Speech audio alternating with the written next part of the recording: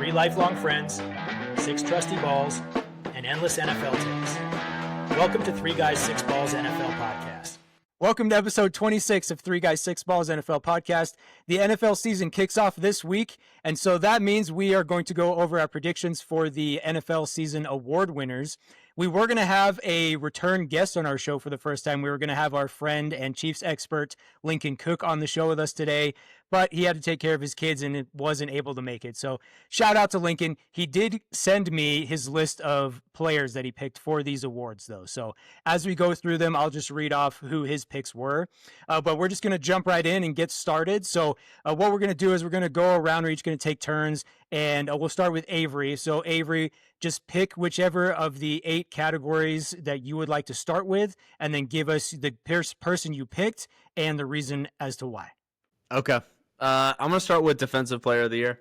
Ooh, I like that. I have Myles Garrett. That dude is a man among boys in the NFL. You see him, and it's like, oh, you are all children compared to this man. This man looks like an action figure. He is starting to get a little older, but I think he'll have another really good year. Do you think the Browns make the playoffs, or do you think that the Browns have to make the playoffs in order for him to win it? They didn't win his first time, though, did they? I believe so. Let's see. Let's look it up real quick. I don't want NBA. I want NFL. While you're looking this up, I do want to say, I lean more on the side of like, what is your individual contribution rather than is your team doing well? I think for Heisman, you should have a winning team. But for this, especially Defensive Player of the Year, now my heart might have been softened on this from playing Road to Glory as a defensive player where I will lose games because I didn't get a stop every single drive because our defense just never, or our offense never scored. So I can feel for that. So I just think if you're the best defensive player, reward that man. Plus I think it helps the league because it would, I guess, maybe not dissuade players from leaving, thinking that they can still reach, I don't know, individual accolades on a subpar team. I just don't like that kind of allure to well, if I'm a serious player, I need to be on a good team. Therefore, the small market teams always suffer. Yeah, but he did actually the Browns did make the playoffs when he won Defensive Player of the Year. Yes, they did. All right. Will, you're next. Who do you have as your Defensive Player of the Year this year? I have the Raider himself, Max Crosby. Ooh, that's a good pick. I think that the Raiders' offense is going to put the Raiders in a very good position, especially near the end of games, where teams are going to have to be throwing to either seal the victory and make sure they get all the first downs, everything they need, or to come back against the Raiders, projecting them to win a decent amount of games, and to where he's just going to be able to let loose and get a bunch of sacks, get a bunch of tackles for loss. I like Max Crosby this year. I like what the Raiders are doing this year. I think the Raiders are going to be a good enough offensive team to allow Max Crosby to eat defensively. And I do think there's a bit of it where you have to have both. Your defense, obviously the J.J. Watt years of him in Houston, those were not all-star Houston teams. They weren't bad, but you could go through the entire list of Defensive Player of the Years. Not all of them are on good offensive teams where their defense had to be good to hold them. I'm sure the Bengals would have loved for a Defensive Player of the Year on their team last year. That defense was terrible. And Trey Hendrickson could have been, honestly. Could have been. You're right. But that team was bad, and bad teams don't win awards. That's just, unfortunately, the way it kind of is. So I like Max Crosby this year because I like what the Raiders are doing offensively. Not to take anything away from him, I think he's going to benefit heavily from it. Cool. Yeah, I like that pick. I think that's a good pick. We all went with defensive ends for our picks, but I went with Lions defensive end Aiden Hutchinson for Defensive Player of the Year this year. And the reason why I went with him for Defensive Player of the Year is because last year he only played in 5 games and then he broke his leg. But in those 5 games, he had 7.5 sacks. This dude was wrecking people before he got hurt last year. It's just absolutely wrecking people. He was an absolute monster. And, you look at his game-by-game stats. He had 4.5 sacks in 1 game. So, it kind of, I don't know if that kind of makes it seem like it's not as good because 4.5 of them are in one game. But if you look at his average, if he averaged 1.5 sacks per game last year in the 5 games that he played, if you multiply that by 17, that comes out to 25.5 sacks. Now, obviously, we don't know. Yeah, obviously, we don't know if that would have continued throughout the whole season because it's a long season and he only played 5 games. He still would have had to play 12 more. But in the 5 games that he played, he was just absolutely wrecking people. Now, this is the real reason why I decided to pick him for Defensive Player of the Year, is because in the 5 games that he played, he also had 27 pressures in addition to those 7.5 sacks. If you take that average, which is 5.4 pressures per game, and you multiply it by 17, it comes out to 92. The leader in pressures last year was Trey Hendrickson, who played all 17 games, and he had 54 pressures. Jeez. He would have had 38 more pressures than Trey Hendrickson if he would have played all 17 games. Aiden Hutchinson was just destroying people last year before he got hurt, and I think if he stays healthy this year, that he's going to do the same thing, and so that's why I picked him for Defensive Player. And then, just so you guys know who Lincoln picked, he picked Fred Warner from the San Francisco 49ers. Bad pick, but he's not here to defend himself, so we'll move Yeah, on. Lincoln sucks. Whatever. All right, Willie, so you're next. So which category would you like to pick, Will? And tell us who your guy is and the reason why. Let's go the opposite here. Let's go with Offensive Player of the Year. I like Derrick Henry. Ooh. Yeah, I've talked about this a couple times now. I think the Ravens are seeing that the window is closing.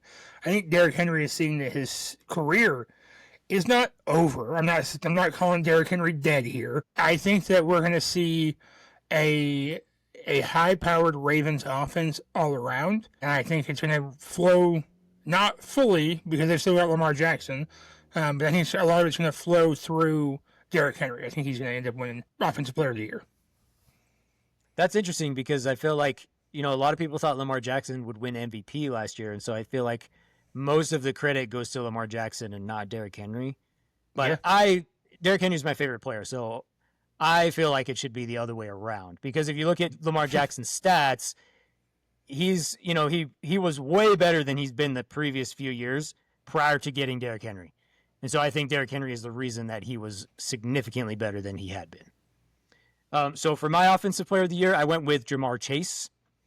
And the reason I went with him is because I just feel like he was overshadowed by what Saquon Barkley did last year. And, rushing for 2,000 yards, I think it overshadowed what Jamar Chase did, and he was phenomenal last season. And I think he's going to be the same this year because I think the defense is still going to be really bad, and they're going to have to throw the ball a lot. But I think he's going to have similar, if not better, stats to what he had last year. And I don't think we're going to see a 2,000-yard rusher this year, so I don't think he'll be as overshadowed as he was. And I think that, if he does what he did again in 2 straight seasons, I feel like you got to give him Offensive Player because he did it for 2 years in a row. I actually strongly considered both of those guys. What turned me off from Chase is I feel like it's going to be hard to have another season like that, and I think that Burrow's going to end up spreading it around a little bit more. That's just a hunch, though. I can't imagine many defenses just letting Chase just continue season after season doing that. Not like they ever plan to, though. That's how these. Well, they did it. They did it game after game last year. So Yeah, I know. You think they would have figured it out? Well, I mean, you Go think about say guys it, I like don't- you think about guys like Calvin Johnson. It's not that the teams let them do it. Some Yeah. receivers are just better, and Jamar Chase seems to be a guy who's just better. Yeah, So, they just do it. I mean, even Don't let them like do it. They just do it. even like Andre Johnson, right? Larry Fitzgerald. These guys were not. They were not on the best teams, and Larry Fitzgerald wasn't even the best receiver in the league at any point in his career. He was never the number one guy that you would call out, but consistently year after year, they were just having all pro type seasons.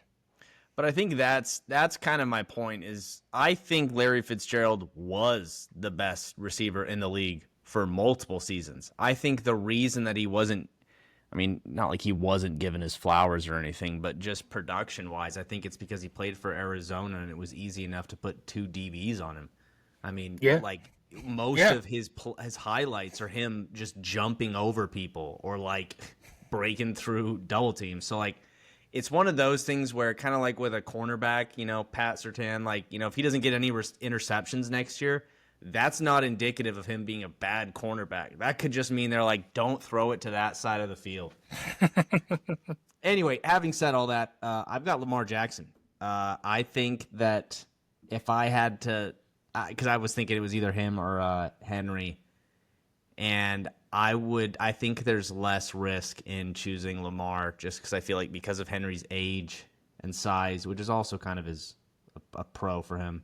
I think that he's either going to get stopped or hurt or something's going to happen that would prevent him. And then Lamar Jackson will have to hop into overdrive and pick up that production and then stat pad and win. If we had Derrick Henry on our fantasy team, I would be really mad that you said he's going to get hurt, but we don't. So I'm not allowed mad to. at that. Yeah. All right. So Lincoln had. Oh, go ahead, Will. I'm sorry. Do you know the last time a quarterback won Offensive Player of the Year?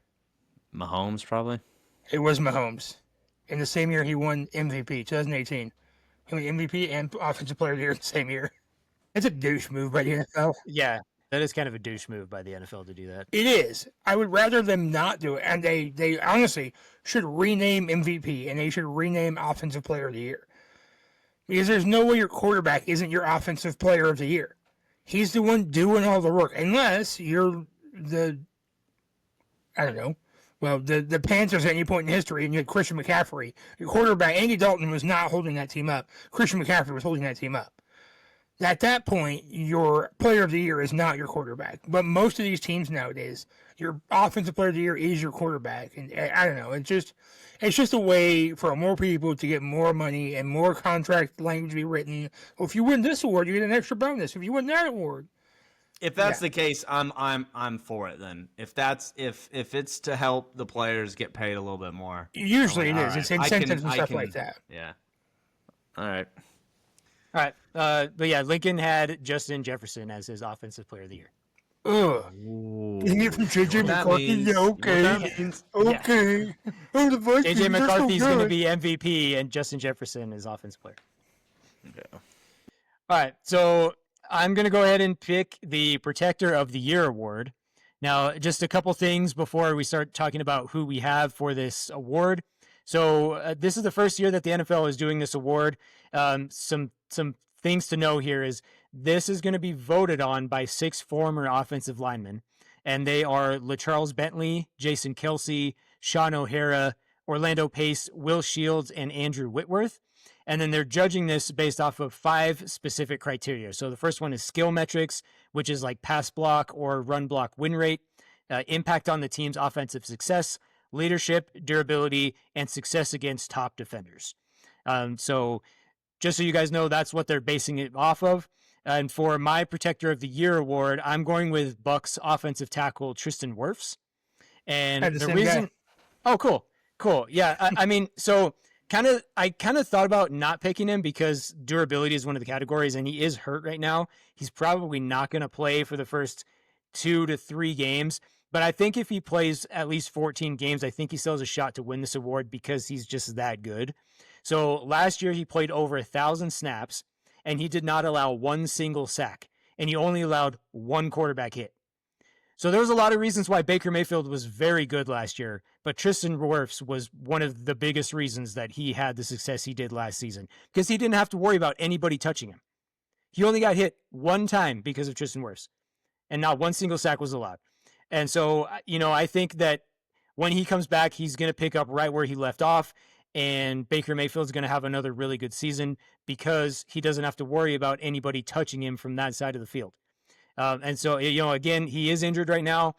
I think that as long as he plays 14 games, I think he's still going to have a chance to win that award because it does hurt him in the durability section. But in every other category, you're not going to get much better than that. Now, Will, since you have the same guy, do you have anything else to add with Tristan Wirfs? I don't, but I will give an alternate opinion here. I did pick Tristan Wirfs here But my secondary choice was Penei Sewell, and it's just a lot. First off, he went to Oregon, right? So like, there's some bias there. Let's be honest about it. But he like Avery was saying about Myles Garrett is oftentimes a man among boys out there, and he is doing the work and doing it all right.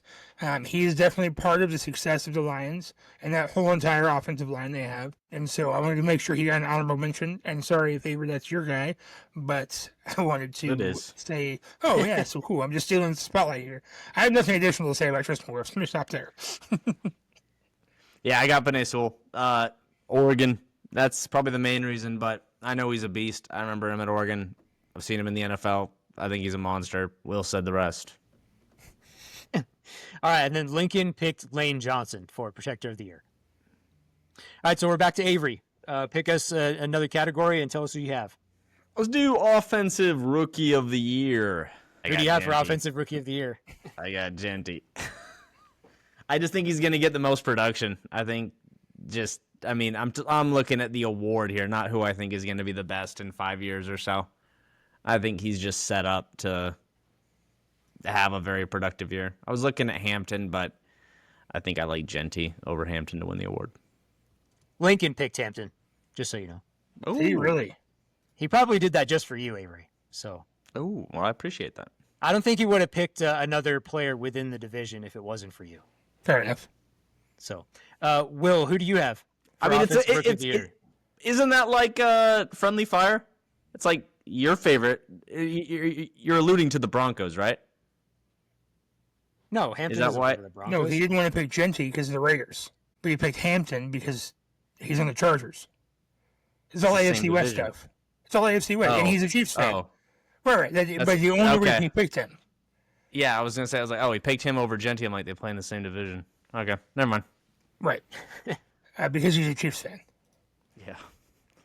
All right, Will, who do you have for Offensive Rookie of the Year? I also have Genty. I was trying to think of anybody else for any other reason. Who am I going to pick? Cam Ward? No. Tet? No. I mean, like Avery said, he has the highest probability for production throughout the entire year. He was drafted, and everyone knew, oh, okay, they're just going to hand him the ball every time.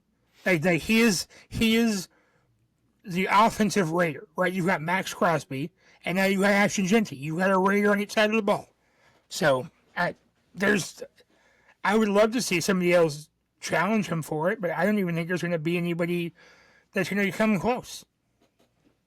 Well, unlike you, Will, I did pick somebody else for any other reason. Can you guys guess who it is? Shador. Is it? Yeah, no, it's not Shador. It can't be Shiloh now. Is it? No, he owes the NFL money. We let you play with us, and now you owe us money. You were so bad, you now owe us. I have no idea why he got fined. I have not looked into it at all. I don't really care, but it was just a punch on the field. Yeah, he got frustrated at the receiver and just slapped his helmet. I actually didn't know that. Yeah. Do you have Tet? No, I do have a wide receiver though. Emeka Egbuka. Yeah. Oh yeah.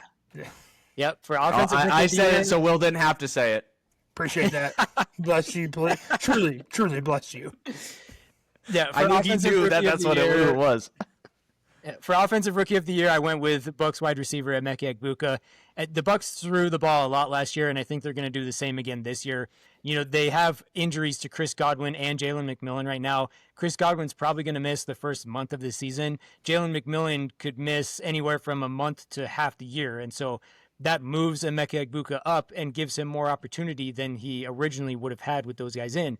And so first off, he has the opportunity. And so, you know, what I really like about him is at Ohio State, in my opinion, he was the biggest threat on the field without being the center of attention. And you know, that's exactly what I think he's going to do in the NFL. He's going to be the biggest threat on that field on offense without being the center of attention, because people are going to be focusing on Mike Evans. And then when Chris Godwin comes back, they're going to focus on him as well. And Emeka Egbuka, when he's not the center of attention, he's going to be the best threat on that offense, because nobody's going to be double teaming him. they're going to be double teaming either Mike Evans or Chris Godwin. And so Emeka Egbuka is going to be highly productive, just like he was at Ohio State, where he's not the wide receiver one, but he's the biggest threat on that field. And so I just think that he's got an incredible opportunity, especially to start out with these injuries to the other wide receivers in that room. And, people are saying really good things about him. I know we talked about, it's practice and, you got to actually do it on the field in the regular season first. But Baker Mayfield says that he reminds him of Amon-Ra St. Brown. And, that doesn't really mean anything, but Baker Mayfield likes him, and I like Baker Mayfield. And so I like Emeka Egbuka. It kind of worries me a little bit for Tez because he's someone that's even further down that roster that I want to start. Well, same thing with Tez. He's going to have a lot more opportunity now because Godwin and Jalen McMillan are going to be out for a while. So he's going to be playing while those guys are out. True. All right, Avery. Oh wait, we just started with Avery, right? Yep. Okay. Will, who's picked your next category? Let's go with comeback player of the year. Okay, I gotta say Lincoln's first on this one. Yeah. So Lincoln for comeback player of the year, he picked Kim Kardashian. Get the joke? Get it? Parks and Rec? The Parks and Rec blooper. Yeah, I got it. Yeah. No, but he actually picked Aiden Hutchinson. Did we hear Lincoln's offensive rookie of the year? Offensive rookie, he had Hampton.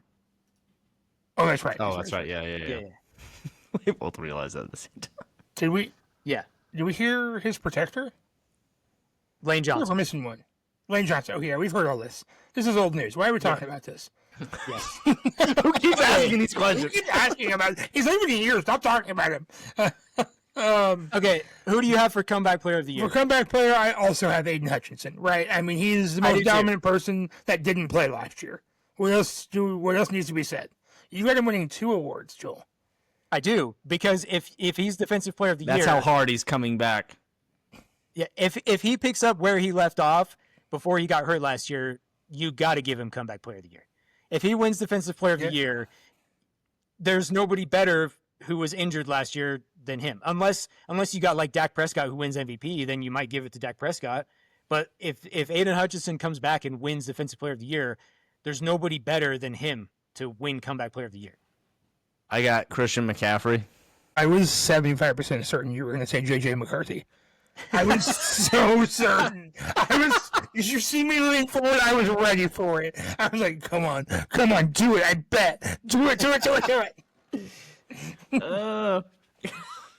Okay, so Avery, from nothing, and he's marginally better. Yeah. Avery, do you think that Christian McCaffrey plays in all 17 games this year?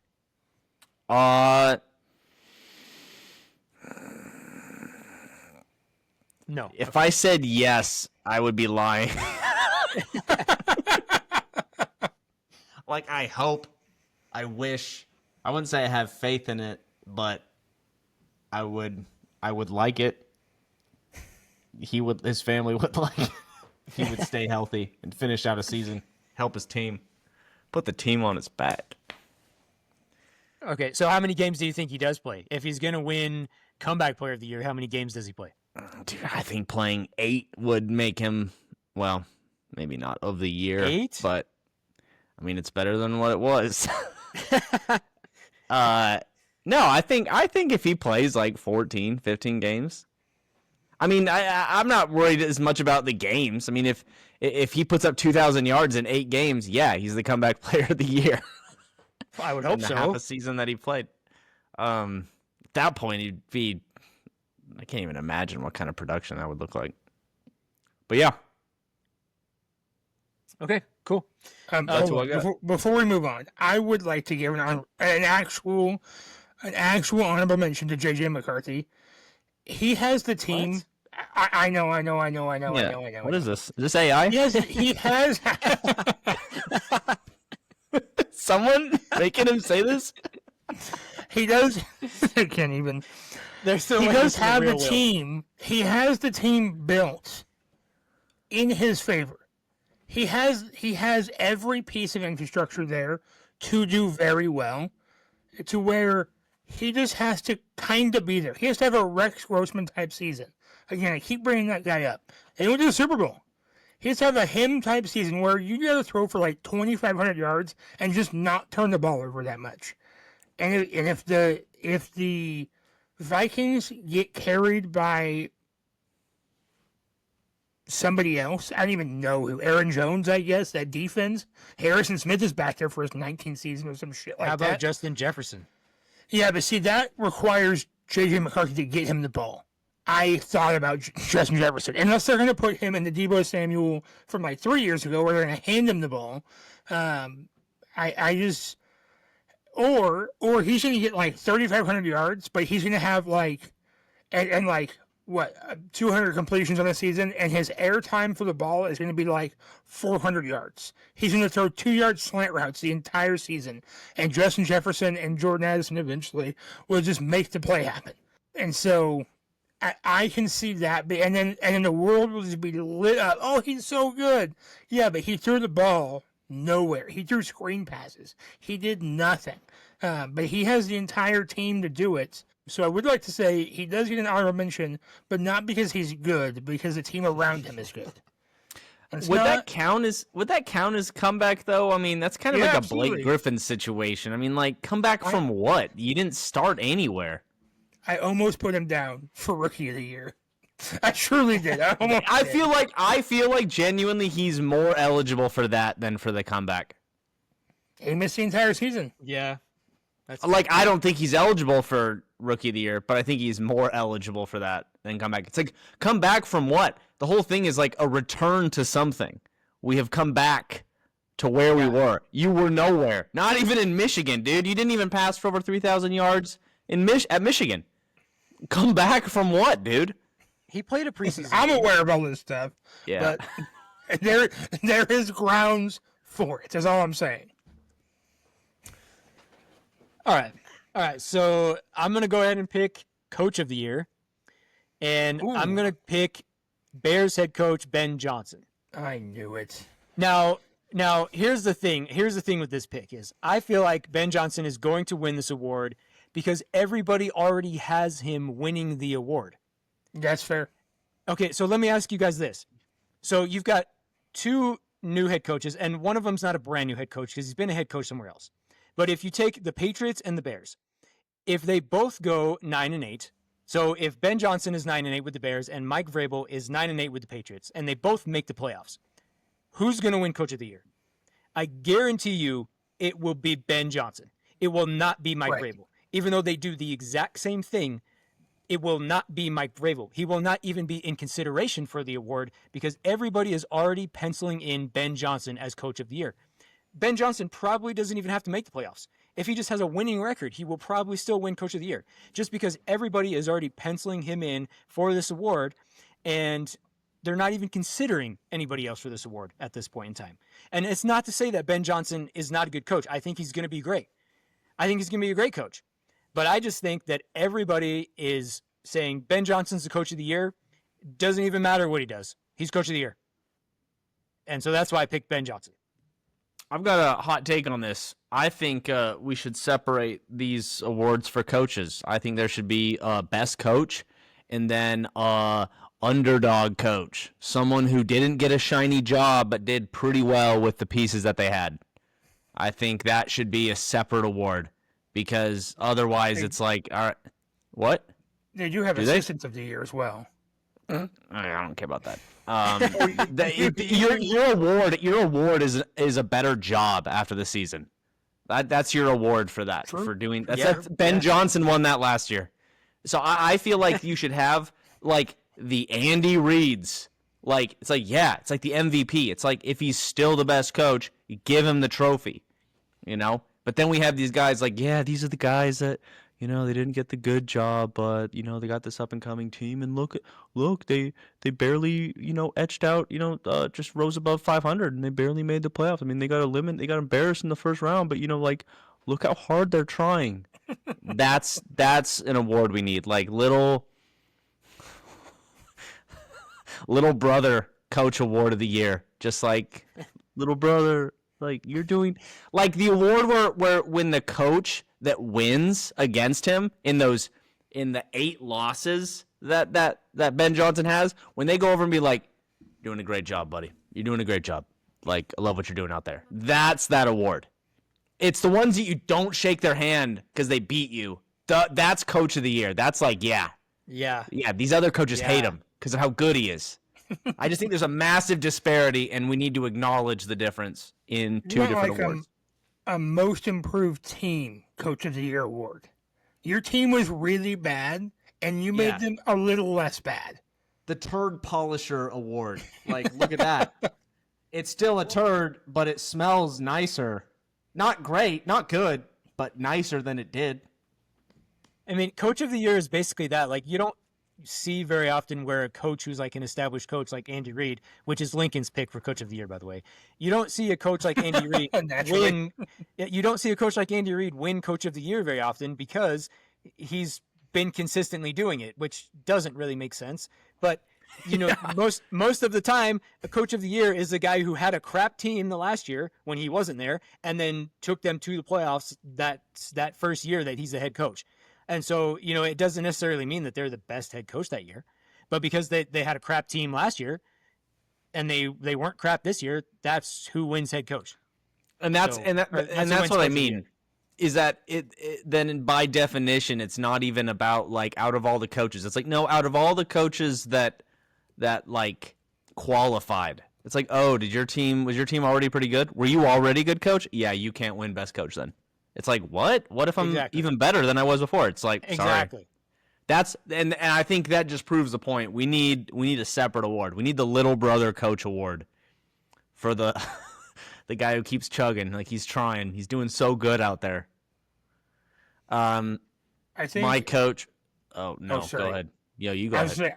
I think that Mike Vrabel was the perfect guy to pick there, Joel, because the Patriots weren't bad last year. They weren't good. I mean, they had a top 5 pick, didn't they? Like, they were not good, but nobody expects them to be bad. People expect them to win 7 to 10 games this year. And so if you win 7 to 10 games from a team that was, 4 and something last year? Yeah, they were 4. Yeah. They won 4 games. But, you're expected to do better than that, where no one expects the Bears to do that well. If we're truly being honest about it, we're expecting, they still have Caleb Williams. Yeah, they've got Ben Johnson. We're thinking, 6 wins, 5 wins from this team? A huge improvement. And so if he gets anywhere around 6 to 7 wins, look what he did. And so it's just, going back to what you're saying, it's just not fair to head coaches like Mike Vrabel, who are probably going to take the Patriots to a playoff run. First round loss, but into the playoffs. And it's just, he's been a head coach before. I think, never mind. I'm bearing the lead here. Avery, you go. I got Sean Payton. I think this is somewhere in the middle of Little Brother Award and Best Coach Award. He's won it before, but I only see him winning it. I only think he really deserves it as if they make it to the NFC Championship. If they don't do that, then Do they give out the awards before or after that? It's in between championships and Super Bowl, isn't it? They are, but they are not based off of playoff success. They're supposed to be regular season awards. Yeah. Well, it's dumb considering that's not the objective of their job, but I guess for the sake of timing and making it all fair, that's... Also, if it was truly that, then Joe Burrow should have won the MVP last year. Yeah. If it was a regular season award, that's just whatever. That's a different argument. Yeah, but I got Sean Payton. Will, who do you have as coach of the year? This was the monologue I was going on about Mike Vrabel. I actually have Pete Carroll, because that Raiders team was bad last year, and there is nobody thinks that this Raiders team is going to be as bad this year. They're expected to challenge for second or third place in the AFC West. They're expected to possibly make the playoffs. This is a possible 7 to 9 win team year this year, or 7 to 9, win team. And I think it's going to get overlooked that Pete Carroll brought this team back together with Geno Smith at the helm, and he's going to take a bag of rocks and a rookie and go, okay, we have a new offense now. Let's do the thing. And so I've got Pete Carroll. All right. Yeah, I like that pick. So I think we're back to Avery now, and I think we've just got Defensive Rookie of the Year and MVP left. Let's do Defensive Player of the Year. Rookie. Defensive Rookie of the Year. Defensive Rookie. Defensive Player of the Rookie year. Oh, okay. Yeah. I got Abdul Carter. Do either of you guys have him? That's what I have too. Yeah, same. I figured that we'd all have it, so I Yeah. Okay. There's absolutely no reason why he shouldn't have at least 10 sacks.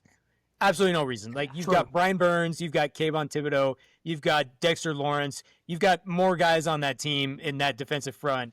That defensive front is just stacked, and so that's going to open up a lot of stuff for Abdul Carter, because if you're an opposing offense, who do you choose to stop?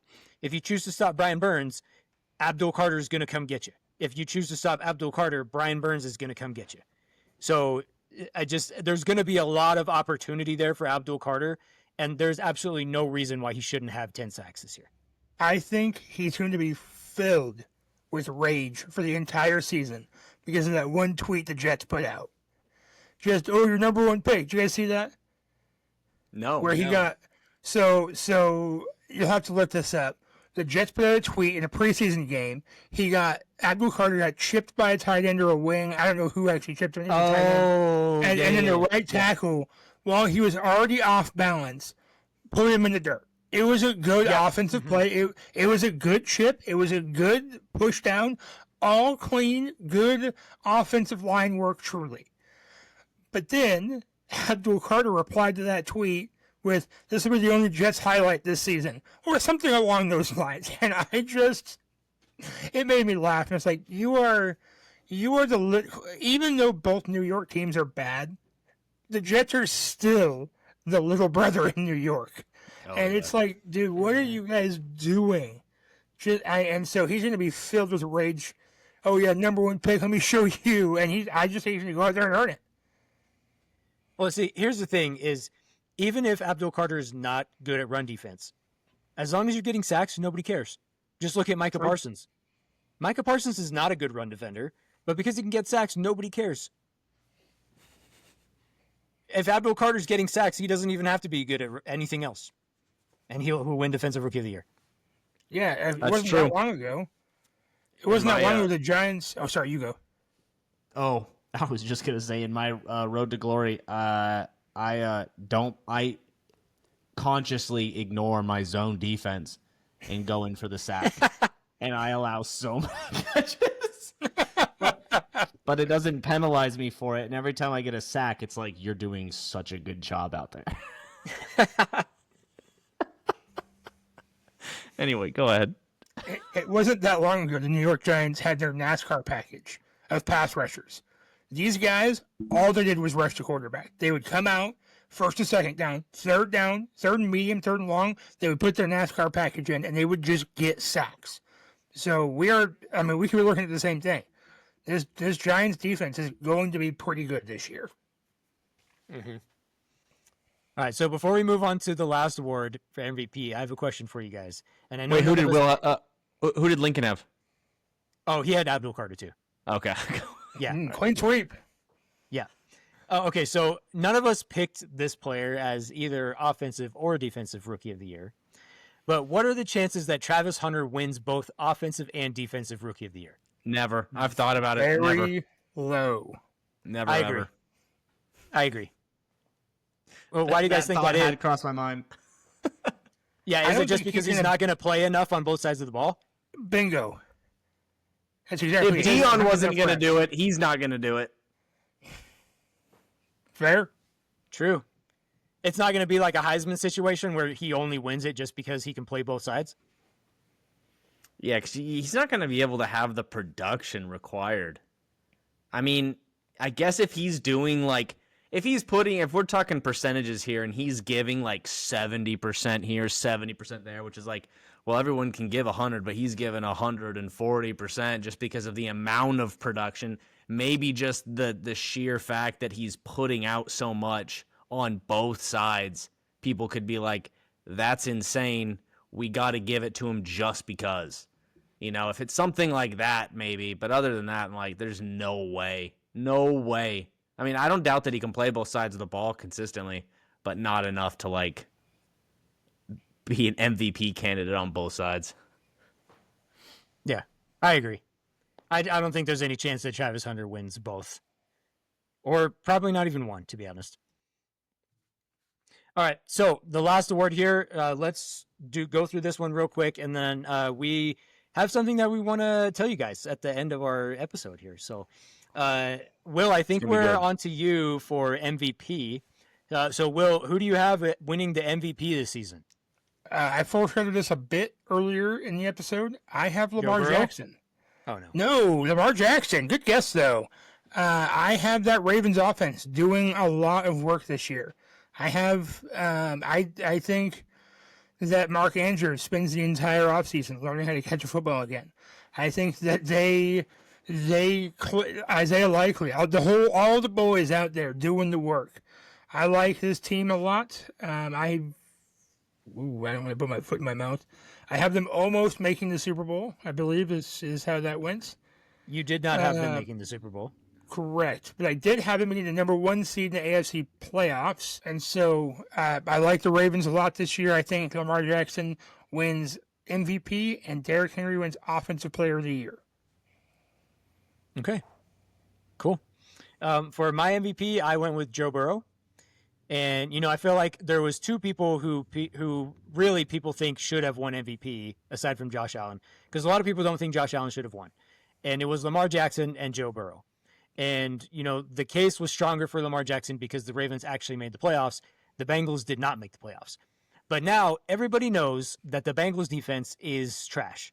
And everybody's seen it. Everybody's seen how bad it was last year. And everybody knows it's going to be just as bad as it was this season. So if the Bengals make the playoffs, even if it's as the 7 seed, I think Joe Burrow wins MVP. Because, he could have worse stats than Josh Allen. He could have worse stats than Mahomes. He could have worse stats than Lamar Jackson. He could have worse stats than anybody. But as long as he makes the playoffs, I think he should win MVP because everybody knows how bad that defense is. The Ravens have a good defense. The Chiefs have a good defense. So even if those guys have better numbers than Joe Burrow, as long as Joe Burrow's in, I think he wins MVP. I want to preface this by saying I had Burrow and Lamar as my top 2 guys. I went with Lamar, but you made a good point with Burrow, but I have a problem with it, like, fundamentally. Because I do agree that, yeah, their defense is bad, and his production was incredible. And that, yeah, if they do make the playoffs, it would appear as though he kind of willed them to it. But you also said, like, he doesn't even statistically have to have as good of a season, obviously somewhere near there, in order to get that. Mm-hmm. It just feels like I agree with it. I agree with the logic, but it just feels like playing with a handicap and then, like, winning a championship. Like, it's like me and Will go golfing, and I don't know how handicaps works if it's up or down, but I'm like 5 strokes worse than him. And I barely beat him by like 1 stroke, really losing by 4. And they'd be like, oh, get wrecked. And it's like, I mean, yeah, because you told us beforehand that you sucked more than me. Like, yeah, you won. But like, I did win. I don't know. I'll have to sort that out in my mind later on. I have Lamar Jackson, just because I had him at the Offensive Player of the Year, and to me, Offensive Player of the Year and MVP are the same thing. They mean the same thing. It's pointless, arbitrary semantics, and everything else is just money, baby. But I got Lamar Jackson winning it. You're not wrong. You're not wrong about that at all. You're really not. Unless a defensive player just like crashes out in the best possible way and then wins it, then I'm like, all right, yeah, you're also the MVP. Well, to everybody's surprise here, Lincoln picked Patrick Mahomes as MVP. Whoa! Whoa! Who would have thought, right? But to make it interesting, he did pick a backup choice, which was Dak Prescott. Is that a snide? Little remark. I can't tell if that's some sort of little jab. That's who he picked. Still can't tell if that's a jab or not. That's who he picked. Cool, that's all I had. That's all I have to go off of is his text that he sent me with his picks for each award. And it just said backup choice, Dak Prescott. That'd be like me saying my backup choice for MVP was Travis Kelce. It's like, I mean, he's a good player, but like I can't tell if that's like, are you taking a shot at me? Anyway, yeah. All right. So for this last section here of our show, do either of you guys want to introduce this to everybody, or do you guys want me to? I would like to. Okay. Yes. Avery, go for it. For as long as I've known these two, they have been Cowboys fans. It's for Joel since I would assume second grade, or for as long as he's known about football, because he comes from the land down under. And Will was born into the fandom. His whole family is Cowboys fans. And they've been Cowboys fans for as long as I've known them, or, I mean, yeah, around that, like second grade. I never had a NFL team that I was super passionate about or really cared for. We all grew up in Oregon. Seahawks were kind of the main thing. There was a bunch of 49ers fans as well. But recently, and this has been a long buildup, Joel and Will have become disillusioned with the Cowboys, to no one's surprise, especially other Cowboys fans.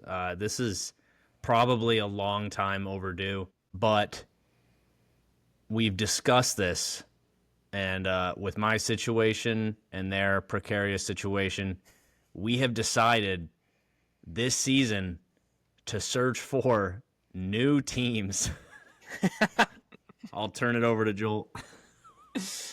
Yeah, I mean, we're Will and I have been Cowboys fans since we were 7. I mean, Will longer than me, but since I was 7, my dad when I was knew about raised a football. Cowboys fan. That's how far my fandom goes back. Yeah, so I mean, we've been Cowboys fans for 25 plus years now, and just not making the NFC Championship game for 30 years, having the just continuous stupid moves and stupid quotes by Jerry Jones, this move to trade Micah Parsons, an all-pro, what's the word I'm looking for? An all-pro generational talent who's a future Hall of Famer. He decides to trade Micah Parsons, and Will and I just decided that we're done. And we can't take it anymore. We can't take it anymore, Jerry. We're out. This was the last straw, Jerry. We are out. As two very recent former Dallas Cowboys fans, we are reaching out to all Cowboys fans everywhere. Please join us in our quest to find a new NFL team. Please join us, because we're done, and we know you guys are too. We know you guys are too. Please join us as we search for a new team this year. We would love for you guys to join us. And, Avery mentioned that he has never had a team, which is true. He's never had a team as long as we've known him. But, Avery saw how serious that Will and I were about finding a new team. And he said, if you guys are serious about leaving the Cowboys, I'm serious about finding a team for the first time. And so we got Avery along with us. I do want to say that I did make sure I was clear. I said, look, if this is some sort of, side piece search to find someone to tide you over until the Cowboys start doing bigger things, then I'm not in. But if this is a divorce, like you guys are done, you trade in your Cowboys gears, you denounce your fandom and announce a new fandom. He's got the Cowboys hat is gone. The Cowboys hat is gone. Cowboys hat was gone. I didn't notice that. I didn't notice that until right now. If we're talking about finding new teams, real teams, to be like a full-on fan of, then I'm in. And they agreed. So a couple things here. Search. I'm not looking for a new team just because the Cowboys are bad. Okay, not making an NFC Championship in 30 years. Guess what? I can put up with that. Okay, Browns fans are still Browns fans, but the Browns think that they are actively making the right choices to make their future better. Okay, there is no possible way that Jerry, in his dementia-ass senile mind, can think that trading Dak Prescott for 2 mid to late first-round picks, or excuse me, Micah Parsons, my bad, for 2 mid to late first round picks is going to better the team to win a championship. Everybody starts the season with the same goal. We want to win a Super Bowl. You just actively chose to not do that this year. Not that they were going to do it this year anyway. I was never an unreasonable Cowboys fan. I've been very realistic about that team for my entire life. And I think that the dating all the way back to the $90 million Zeke contract, paying him way too much money for not enough production, then the Dak contract, and then actively throwing away good receivers, Dez, Amari Cooper, every other secondary receiver you've had, Terrence Williams most recently, letting all of these players just walk away from your team, not signing Derrick Henry when the entire world thought you were going to, because, he wouldn't have been a good fit for our team anyway. Dude, stop. Or keep going now. I don't care. Seriously. Let me make fun of you and everybody else in the world. I don't have to answer to it anymore. There is just so much.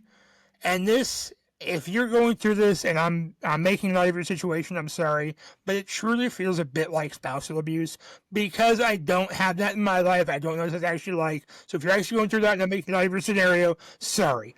But I have been fully married. As Avery said, it's got to be a divorce.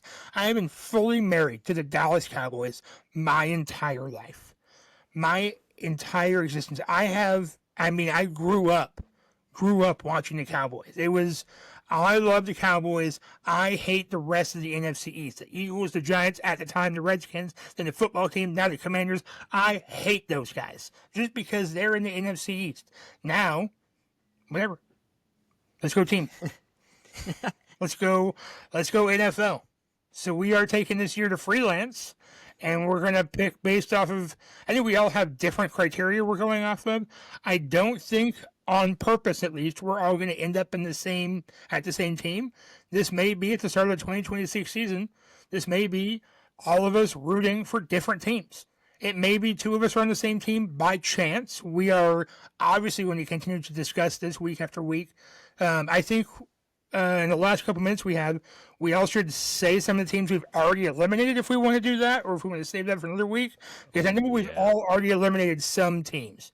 Yeah, I think just for time restraint, let's just go ahead and save it for future episode. But throughout the season, we're going to be periodically going over this, let you guys know where we're at with our teams, and let you know which teams we're eliminating as our potential new team heading into the 2026 season. So we're taking this year to figure out which team we want to root for, and then in 2026, that's the team that we're going to start rooting for.